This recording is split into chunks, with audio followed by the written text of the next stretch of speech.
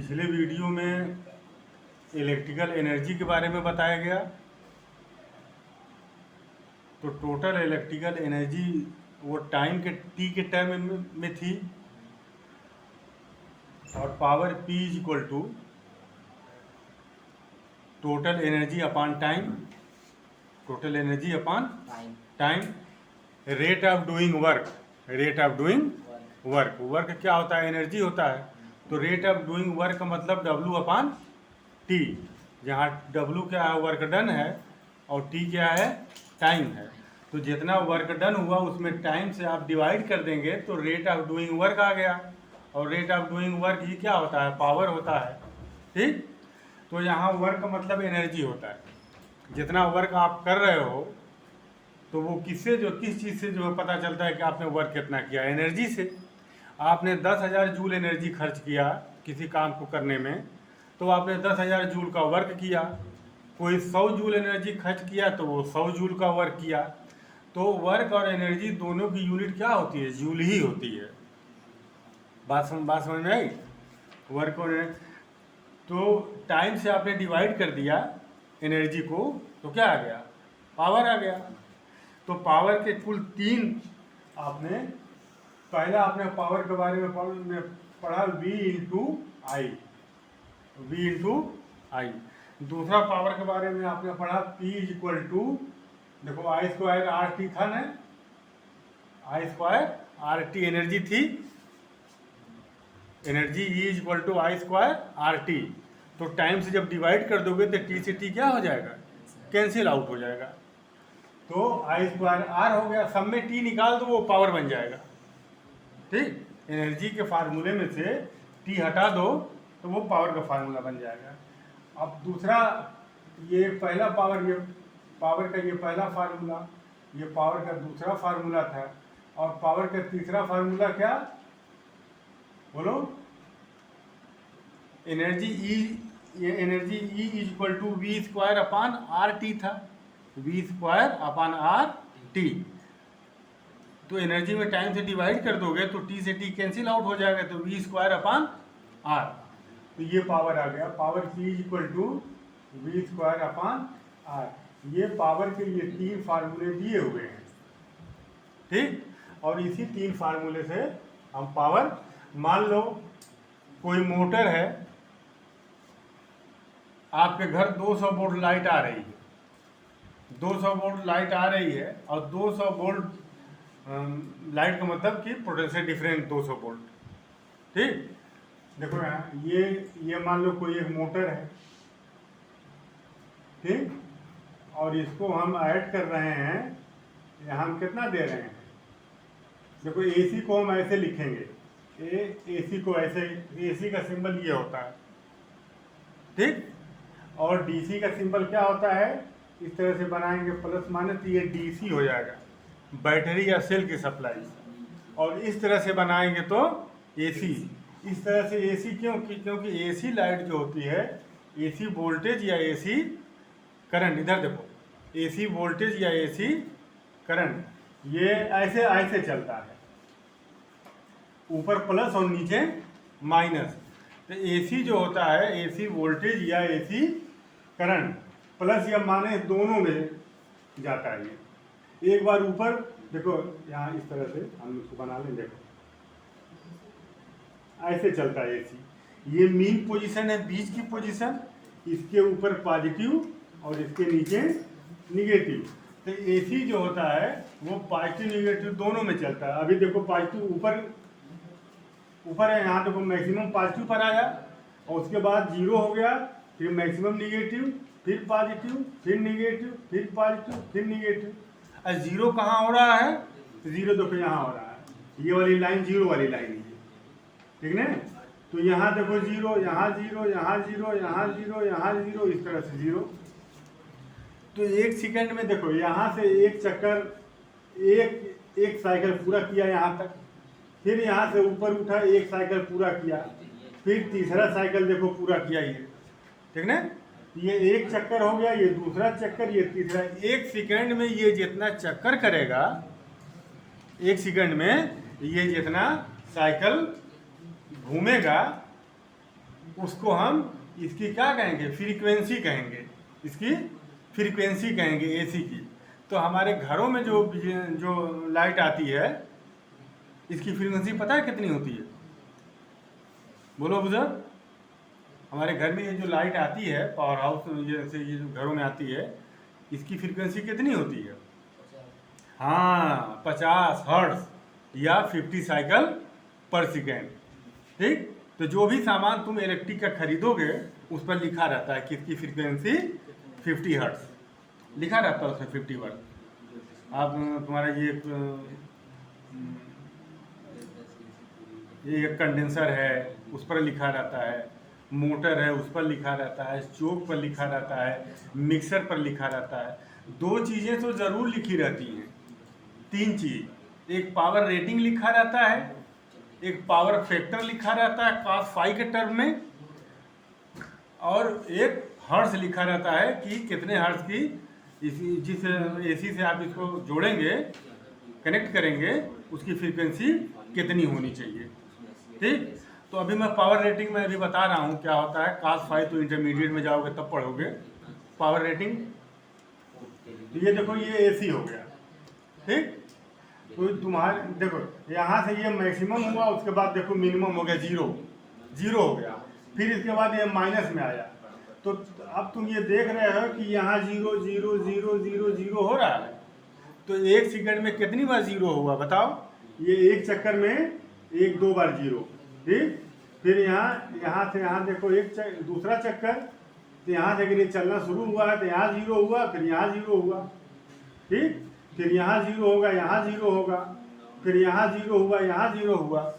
तो 50 हर्ट्ज की अगर तुम्हारे पास तुम्हारे घर में सप्लाई अगर 50 हर्ट्ज की है तो एक सेकंड में कितनी बार जीरो हुआ? वो 50 दूना 100 बार जीरो हुआ। 1 है, एक चक्कर में 2 बार जीरो हो रहा। इसका मतलब ये हुआ कि तुम्हारे घर का जो बल्ब है वो एक सेकंड में 50 बार ऑन होता है और 50 बार ऑफ होता है। ठीक, 50 बार, 50 का 100 बार, एक सेकंड में 100 बार उसके अंदर करंट बहता है और 100 बार करंट नहीं बहता है। मगर ये काम इतने तेज़ी से होता है कि हमारी आँख जो है उसको डिफ्रेंशिएट नहीं कर पाती है कि कब बल्ब ऑन हुआ और कब ऑफ हुआ, हमको जलता ही दिखाई देता है। जैसे एक टार्च तुम ले लो और उसको ऑन कर दो, ऑन करने के बाद तेज़ी के साथ घुमा दो तो तुमको लगेगा कि एक जो है आग का गोला बन गया है, एक रिंग बन गया है, गोला नहीं रिंग। नहीं होता ऐसा, देखे नहीं? तो इस तरह से ये बात समझ में आई। तो अब ये मोटर है, तो ये मोटर देखो यहाँ एम्पियर मीटर लगा दो। ठीक, और इसके बीच क्या लगा दो? वोल्ट मीटर लगा दो। ये वोल्ट मीटर, ये एम्पियर मीटर।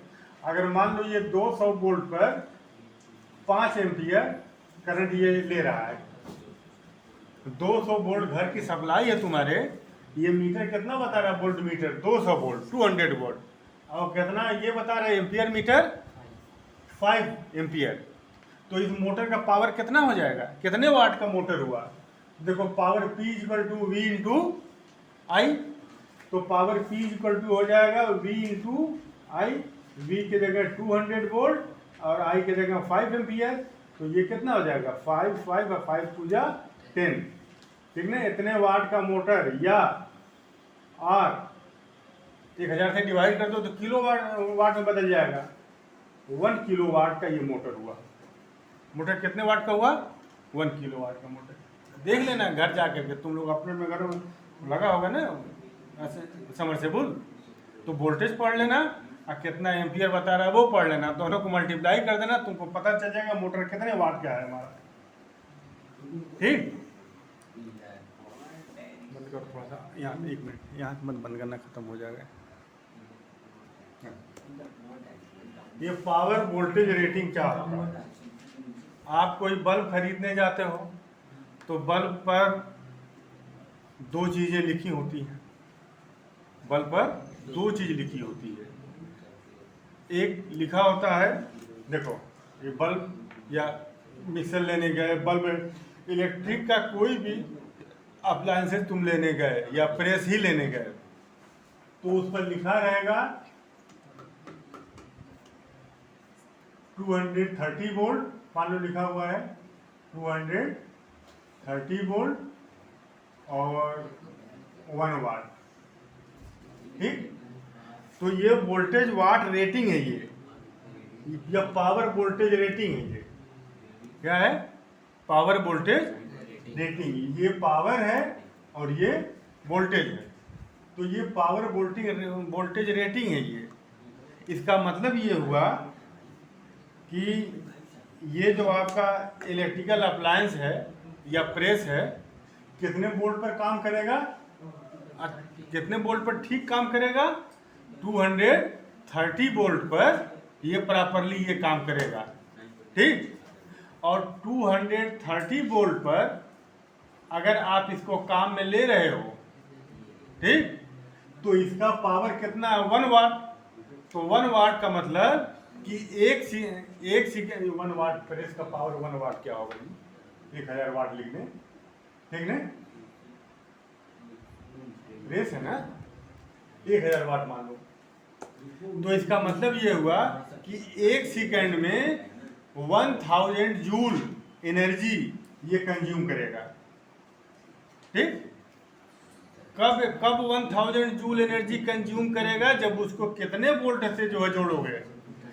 230 वोल्ट से जोड़ोगे, तब ये एक सेकंड में 1000 वाट पावर, 1000 जूल एनर्जी खर्च करेगा। समझ रहे हो? 1000 जूल एनर्जी ये खर्च करेगा। और अगर इसका वोल्टेज अगर कम कर दोगे, वोल्टेज क्या करोगे? तो वोल्टेज कम कर दोगे, ये V कम कर दोगे तो P क्या हो जाएगा? कम हो जाएगा। ठीक, तो वोल्टेज अगर तुम कम कर दोगे 200 वोल्ट या 200 वोल्ट कर दोगे, तब थोड़ी ये 1000 जूल खर्च करेगा। तब एक सेकंड में 1000 जूल से कम खर्च करेगा। तो 1000 जूल से कम खर्च करेगा, प्रेस आपका स्लो चलेगा, प्रॉपरली काम नहीं करेगा। तो ये होता है power voltage rating, power voltage rating. ठीक, आप वॉशिंग मशीन लेने गए, वॉशिंग मशीन, और वॉशिंग मशीन पर लिखा हुआ है मान लो 750 वाट, है ना, और 250 वोल्ट। तो ये पावर रेटिंग है। ये किसका पावर रेटिंग है? जो वॉशिंग मशीन आप ले करके आए हैं उसका ये पावर रेटिंग है। इस पावर रेटिंग का मतलब क्या हुआ कि ये 250 वोल्ट पर आप इसको काम में लेंगे। कितना आप उसको जो है AC कितना वोल्ट देंगे? 250 वोल्ट देंगे। और अगर 250 वोल्ट आप पूरा दे रहे हो तो एक सेकंड में 750 जूल एनर्जी खर्च होगी। ये पावर क्या है? जूल पर सेकंड। वाट क्या होता है? जूल पर सेकंड। ठीक है, तो एक सेकंड में 750 जूल एनर्जी ये कंज्यूम करेगा। तो ये हुआ पावर वोल्टेज रेटिंग। बात समझ में आ गई अच्छी तरह से? चलो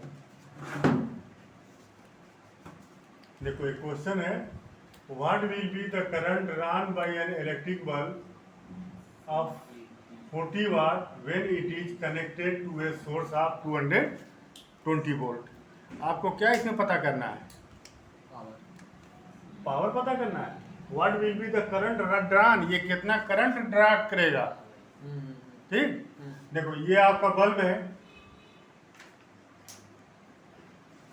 ठीक, और इसको कितने वोल्ट से जोड़ा गया है? 40 220 से इसको जोड़ा। ठीक, और इस बल्ब का, ये बल्ब कितने वाट का है? 40 वाट का। और करंट इसमें मान लो फ्लो हो रही है I। ठीक, तो आपको I पता करना है कि ये कितना करंट ड्रा करेगा, इसके अंदर कितना करंट फ्लो होगा। ठीक, तो देखो power P equal to V into I। तो I equal to P upon V। P की जगह लिख दो 40।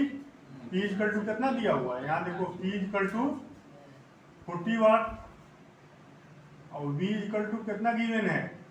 220। हाँ, तो I इक्वल टू हो जाएगा P की जगह कितना रखेंगे?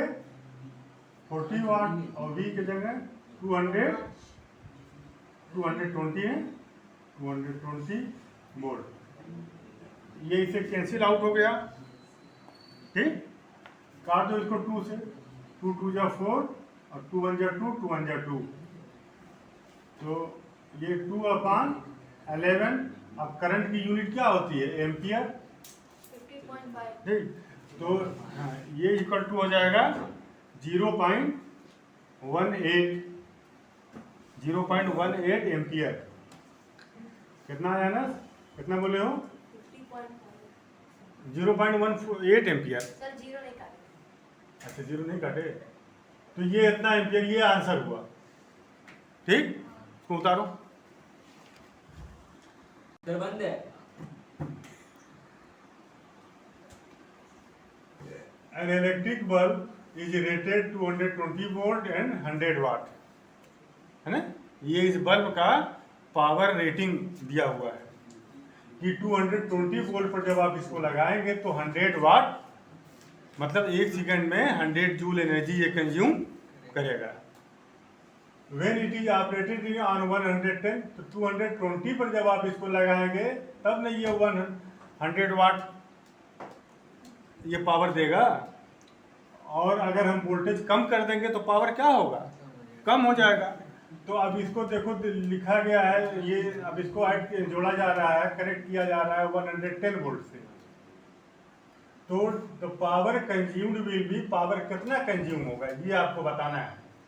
पावर कितना कंज्यूम होगा ये आपको बताना है।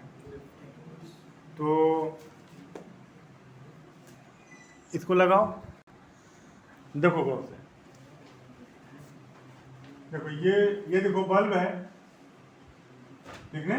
और बल्ब को हम कितने वाट से हम जोड़ रहे हैं? कितने वोल्ट से? 110। 110 वोल्ट से हम जोड़ रहे हैं, ठीक। और इसका वाट कितना है? इतना, मतलब 1 सेकंड में ये बल्ब कितने वाट का? 100 वाट का है। बात समझ में आई? तो अगर 220 वोल्ट है ना ये, तो अगर 220 वोल्ट पर 1 सेकंड में 100 जूल एनर्जी ये खर्च कर रहा है, तो इसका आप रेजिस्टेंस निकाल लीजिए। किसका रेजिस्टेंस?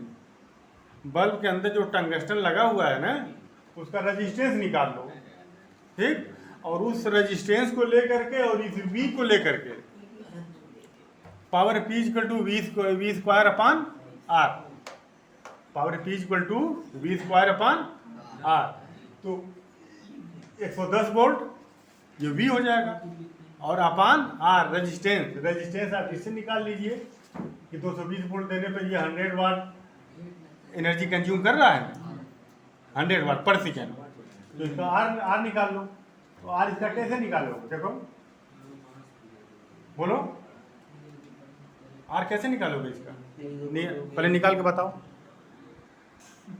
देखो यार, देखो P equal to we square upon R, equal to we square, तो R को यहाँ ले लो, P को यहाँ ले लो। R equal to we square upon P, और V यहाँ कितना है? 220। 220 का स्क्वायर अपॉन P कितना है? 100। ये हो जाएगा 220 इंटू 220 अपॉन 100, 10, ये 2 जीरो कैंसिल आउट हो जाएगा, 484 आंसर है। तो 484 ये रेजिस्टेंस आ गया ना, ये ओम। तो इसका कितना आ गया? R equal to 480। किसका? ये जो टंगस्टन लगा हुआ है बल्ब के अंदर जो टंगस्टन लगा हुआ है, उस टंगस्टन का रेजिस्टेंस हमको मिल गया। तो अब इसका रेजिस्टेंस तो नहीं ना बदलेगा। रेजिस्टेंस तो इसका फिक्स होता है ना, रेजिस्टेंस लंबाई या चौड़ाई पर डिपेंड करता है ना। तो जितना टन लपेटा गया, जितनी इसकी मोटाई है, तो इसका रेजिस्टेंस फिक्स है, ठीक। तो अब यही रेजिस्टेंस इसके लिए काम आ जाएगा। इधर देखो, ये रेजिस्टेंस है, अब इसके लिए काम आ जाएगा। तो देखो यहाँ लगा लो। तो पावर पूछा है ना, तो power P equal to we square upon R। तो वी स्क्वायर की जगह कितना रखेंगे? ये 110 का स्क्वायर अपॉन आर, आर की वैल्यू कितनी 484, ये हो जाएगा 110 इंटू 110 अपॉन 484। इसको जब आप लोग सॉल्व करिएगा तो ये 25 आएगा, ये 25 वाट आएगा। सॉल्व करके देख लो। चलो लिखो, work done by electric current, work done by electric current is equal to, work done by electric current is equal to electric energy consume,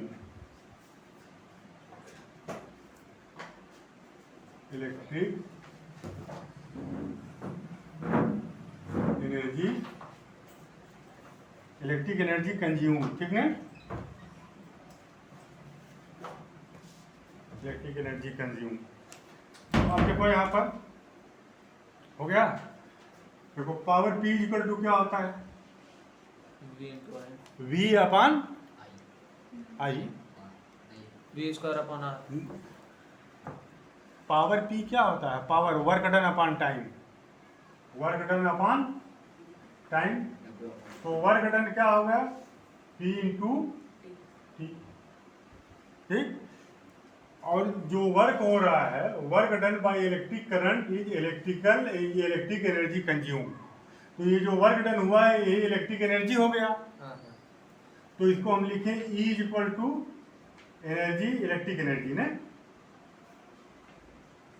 electric energy E is equal to P into t. ये electric energy का ये formula हो गया, ठीक। तो अब यहाँ देखो ये किन चीजों पर जो है डिपेंड कर रही है इलेक्ट्रिक एनर्जी। जो इलेक्ट्रिकल अप्लायंसेज हैं, देखो ये किन किन चीजों पर जो है डिपेंड करते हैं, ये इलेक्ट्रिकल एनर्जी किन चीजों पर डिपेंड कर रही है बताओ। एक तो डिपेंड कर रहा है पावर पर, और एक डिपेंड कर रहा है टाइम पर, ठीक। तो electric energy depend upon, electrical energy depend upon number 1 power rating of appliance, है ना, उस पर पावर ऑफ अप्लायंस, और दूसरा टाइम टी पर डिपेंड कर रहा है, और ये टी पर, ठीक। मतलब कि कोई इलेक्ट्रिक अप्लायंस, मान लो प्रेस हो, मिक्सर हो, गीज़र हो, वॉशिंग मशीन हो, वो जितना ज़्यादा पावर का होगा उतना ही ज़्यादा एनर्जी कंज्यूम करेगा। जितना ज़्यादा पावर का होगा उतनी ज़्यादा एनर्जी। एक प्रेस 250 वाट का है और एक प्रेस 1000 वाट का है, तो कौन ज़्यादा एनर्जी कंज्यूम करेगा, 1000 वाला ज़्यादा एनर्जी कंज्यूम करेगा, एक चीज़। और दूसरी चीज़ ये है कि टाइम पर भी डिपेंड करता है। आप 1000 वाट के प्रेस को 10 मिनट तक तुम चालू करो फिर बंद कर दो, और 250 वाट के प्रेस को तुम दिन भर तुम चालू करो, तो किसने एनर्जी ज़्यादा खर्च किया, 250 वाला एनर्जी ज़्यादा खर्च किया, ठीक। दोनों को सेम टाइम तक के लिए अगर तुम चलाओगे तो कौन ज़्यादा एनर्जी कंज्यूम करेगा, 1000 वाट का बल्ब और 250 वाट का बल्ब, दोनों को आधे घंटे तक तुम चलाए, तो अब कौन ज़्यादा, हाँ। तो टाइम अगर तुम कांस्टेंट कर दो, दोनों का टाइम बराबर कर दो, तो दोनों का टाइम बराबर कर दो तो एनर्जी कंज्यूम डिपेंड करेगा पावर पर, बात समझ में आई। और दोनों का पावर अगर तुम बराबर कर दो, एक प्रेस 1000 वाट का, ये भी प्रेस 1000 वाट का, इसको आधा घंटा चला, इसको 2 घंटा चला, किसने ज़्यादा एनर्जी कंज्यूम किया, जो 2 घंटा चला है। तो एनर्जी जो कंज्यूम हो रही है वो दो चीज़ों पर डिपेंड कर रही है कि पावर अप्लायंसेज में, अप्लायंस क्या है, जो इलेक्ट्रिक पर काम करने वाले जो उपकरण हैं, जो सामान हैं, उन्हीं को अप्लायंसेज कहते हैं। तो ये पावर पर डिपेंड कर रहा है, और ये पावर रेटिंग होता है। ये पावर रेटिंग का मतलब कि उसको अगर अगर उस प्रेस पर 1000 वाट लिखा हुआ है तो उसका उस अप्लायंस का प्रेस का पावर रेटिंग कितना है 1000 वाट। बल्ब पर अगर 75 वाट लिखा हुआ है तो पावर रेटिंग कितना है उसका 75 वाट। बात समझ में आई? तो पावर रेटिंग और टाइम दो चीज़ों पर ये डिपेंड कर रहा है। ठीक।